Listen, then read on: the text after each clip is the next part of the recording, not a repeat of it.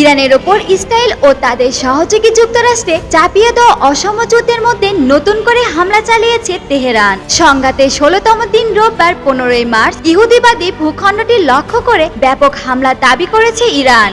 ইসলামী প্রজাতন্ত্রটির ক্ষেপণাস্ত্র ও drone Tel Aviv সহ অন্তত 3টি শহরে আঘাত এনেছে বলে জানা গেছে।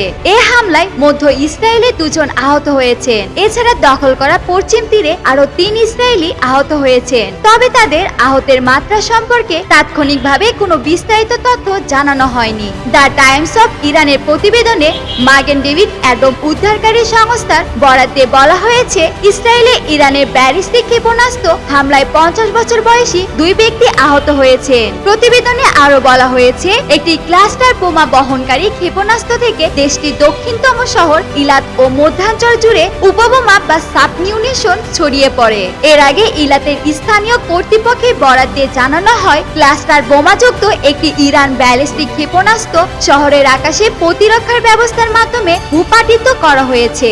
রুমানা আমিন, চ্যানেল 10।